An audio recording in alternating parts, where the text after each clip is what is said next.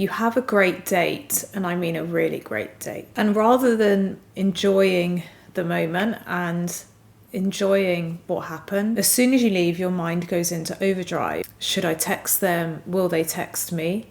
If I text them, will they text me back? What did it mean when they said that thing? Or when I made that joke, did it come across how I wanted it to? And by the time you message or you hear from them, you've already half convinced yourself that you weren't going to hear from them, that you did something wrong, and it's taken all the enjoyment out of that experience. But what if we told you that the most attractive thing you could do is not being attached to whether the date went well, not worrying and not overthinking, because that is confidence. In this video, we'll walk you through why it's important to date without attachment to outcomes, what that looks like, and how that helps you become the most unstoppable version of you.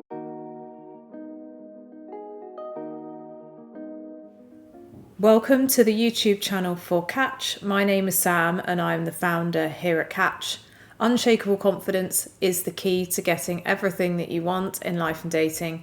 So on this channel, we help you to build that unshakable confidence and become the most unstoppable version of you. If you're interested in working with us in any way, all that information is in the description box below. That includes our digital workbooks and one-on-one coaching, which will be available from August, September time, and our free to enter competition with prizes of up to £250. Now, we wanted to talk about this topic because in our coaching practice, those who struggle with dating are not the ones who are unsuccessful or aren't conventionally attractive. It's because they hold on too tightly to the outcome. They live in a scarcity mindset. They hold on tightly to every person that they're interested in and every connection. They overanalyze, they can't relax and be themselves. And they define their worth by how a connection progresses. It takes the fun out of dating and it zaps your confidence, which then makes it less likely you'll get the outcome that you want and attract that person. So in this video, we'll look at the research, how you can shift out of being attached to outcomes and date without attachment to outcomes, and how that can make you more confident. The first thing to mention is that the attachment to outcomes is what is creating struggle in your dating life. Many people think that it's circumstances, where they live, the dating apps, who they're meeting, when research has shown that the level of anxiety and rejection sensitivity that someone has creates the outcomes in their dating life. So the more attachment that you have to outcomes, conversely, the more difficult it will be to get the outcomes that you want. A researcher called Geraldine Downey at Columbia University spent years studying rejection sensitivity, which is how strongly and anxiously someone expects rejection and how they react to it. What she found is that those with rejection sensitivity aren't just more hurt by perceived rejection, but they're more likely to trigger the rejection that they fear. This is because that fear of rejection and that anxiety changes how they show up. And we've done several videos on this recently about how to remove any fear of rejection and take dating less seriously to help with this. So we'll link those down below. But that anxiety shows up as being needy, clinging to the person, pulling back as a self-protection mechanism. And those unhealthy behaviours push people away. Even if you don't feel like it's coming across in your behaviours, people can sense that energy. So the fear of losing the outcome creates losing the outcome. But the positive note is this does not define you. This is not who you are. It is a pattern and a set of reactions that you've learned over time, and we can change it. And seeing and understanding the cycle and having other tools to deal with it is what will change your outcomes. The other point to mention here is that our brain registers rejection and emotional pain the same way as physical pain, which is why we can get so attached to outcomes, because our brain and our body is geared towards avoiding and minimizing pain. And this is evidenced by a study published in 2011 in the Proceedings of the National Academy of the Sciences. So if you're beating yourself up for having this rejection sensitivity, having anxiety, or being attached to outcomes, Stop that now, because it isn't helping you get over it. What you're feeling is a completely normal reaction to keep from your brain and body to keep you safe. And it's part of our biology. And this is why it's important to work with it and work through it rather than work against it. Why does letting go of attachment to outcomes work and make you more attractive? Well, not only does it prevent the anxiety affecting how you show up and help you show up in a more stable, secure, confident way, but self-determination theory also demonstrates that more process-focused people over outcome-focused people are better able to get the outcome that they want. Now, this is commonly used in sports psychology, focusing on the current training plan, the current nutrition, getting good sleep, all of those micro changes that add up to the big result, and focusing on what you can control right now. How that looks in dating is improving your communication skills, being present when you're on a date, not overthinking text messages, and enjoying the back and forth rather than worrying about where it's going. And it's taking genuine interest in the person that you're getting to know or that you're speaking to.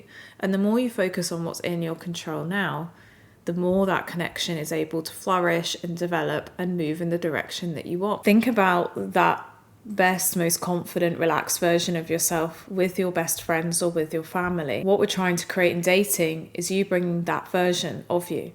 And the difference is when you're with friends and family, you're able to relax and be in the moment, compared to if you're dating when you're calculating, thinking about how things are coming across, and worrying about the future to the extent that it takes you away from the present. And that's another important distinction. Dating without attachment to outcomes is not about not caring at all.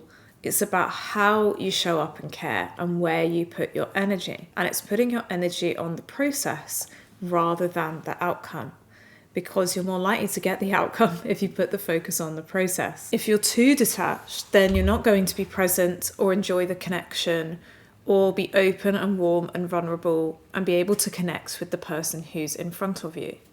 You'll be cold and distant. And a 2014 study in the Journal of Personality and Social Psychology found that those who could be present in romantic contexts and be fully in the interaction without worried about where it needs to go were associated with higher levels of relationship satisfaction than those who struggled with doing that. So the key thing is being engaged, being as engaged as possible in the present and enjoying the moment rather than where it needs to go. So shift your energy on the moment, on the process, and what you can control. And that energy translates when you're genuinely trying to get to know someone and open and being inquisitive about getting to know them.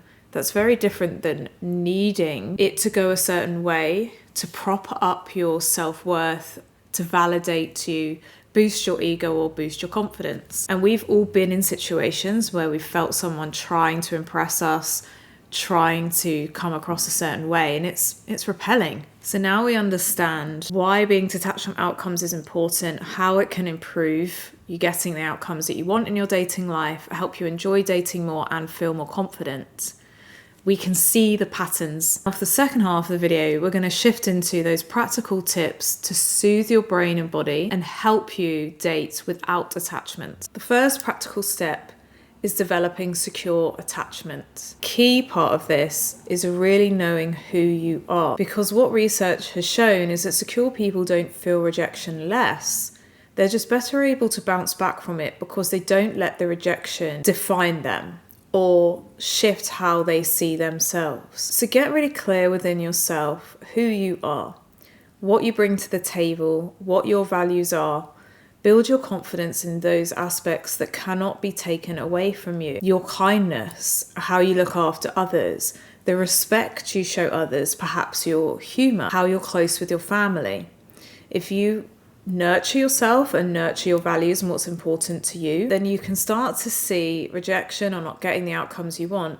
It's just about a lack of alignment and not necessarily finding the right person, rather than it being a personal attack or say anything about your worth. So when we talk about focusing on the process of dating, one of those key things you can do is spend your time getting clear on who you are, building your confidence in who you are, and showing up in line with those values. And then you know that you've put the real you and the authentic you forward, and people will be drawn to that. But if something doesn't work out, then it's probably just not the right time, or they have something going on with them, rather than it saying anything about you. And we did another video recently on your story or your narrative and how to create a positive story. One of the things we talk about in that video and applies here is there are many times in life where we can be rejected, or it feels like rejection, or we don't get the outcome we want. We can take that personally, and it's not because of the action, and it's not because of the experience, it's because of the story that surrounds the experience. So not getting a text back from someone as quickly as we would like means they don't want us, we're not desirable, here it happens again, rather than it could be something going on with that person. They may be hurt from a prior relationship, they may not be emotionally available, they may not have the capacity right now, they may just be busy, they may be playing hard to get, or having the confidence that you're so attractive that they will change their mind. Shape that positive story and apply the most positive explanation that you can think to every single scenario, because that will boost your confidence, and because confidence is attractive, it will create better outcomes. So focus on your security and building confidence in who you are and those immovable traits, and tell a positive story. And the third practical step is to build self-compassion. So we've talked in previous videos about Kristen Neff's research as part of the University of Texas that found that self-compassion, when you don't get the outcomes that you want, alongside self-esteem, is what helps people get back up, lick their wounds, and put themselves back out there. And it's one of the biggest predictors of resilience and confidence, is having that self-compassion. And if you're less scared of a negative outcome because you know you can get back up from it, you're less attached to the outcome. That kinder inner voice will make you more confident. We also talked about focusing on the present moment and enjoying it. And the neuroscience here is interesting. Donald Hebb's research, which is now very commonly used, talks about neural pathways in the brain and how what we fire, we wire. And what that means is the more that we practice something, the more that it becomes automatic and a subconscious process in our brain. So if we can focus on the present moment, focus on the process and what is in our control, it will become more natural over time. So when you're approaching dating, shift that energy, as we said before, into the present moment, into enjoying the moment. And every time you feel yourself getting anxious, getting worried, your mind wandering, shift that energy back to, what can I do right now? What skill can I improve when it comes to dating? Or how can I shift my energy onto something to do with me? Whether that's exercise, reading, self-care, so that I'm not putting that energy into anxiety. And the more that you do that, the more automatic it will become, and the more confident you will become in doing that. And through that, you can start to test different aspects of dating. So being more open, being more vulnerable, putting yourself out there more. And the more that you do it, the less scary it becomes. And as you start to see positive reinforcement, positive outcomes from it, it will become second nature. And finally, be persistent, because it takes time to implement these changes. Philippa Lally at UCL found that it takes on average of 66 days to shift a habit into an automatic way of being. So whilst you're practicing being more open, being more vulnerable, shifting your energy to yourself, being more present, give yourself time and practice and repetition for that to become automatic. And rather than looking for external validation, look at how it makes you feel. Are you becoming more confident? Are you becoming more the kind of dater that you want to be? Are you becoming more present in those dates? Again, shift back to the presence and the process, because that will result in success. Just like a sports person focusing on their training to get the outcome. They can't jump straight to the outcome. Be persistent. Keep practicing, because your confidence and your resiliency will build, and you'll also feel proud of yourself for committing, and you'll get stronger with every experience, whether you see that as positive or negative. And bringing that all together, the way to become detached from outcomes and have more fun is to focus on the process, focus on being present, enjoy yourself, and every time you feel that anxiety bubbling up, shift it back to something that you can control, which is nurturing yourself, your self-worth, the story that you're telling yourself, and see your dating life change. If that was helpful, if that resonated, we'd love to hear from you down below. If there's something that you've been practicing and you want to share some tips with others, we're trying to build the community here, so share that below. And our next long form video is going to be on trusting the process and having faith in dating. So very much linked to this topic and some of our recent videos. Thank you for liking, sharing, commenting and subscribing. That really helps the channel to grow, and we'll see you in the next one. Thanks. Bye.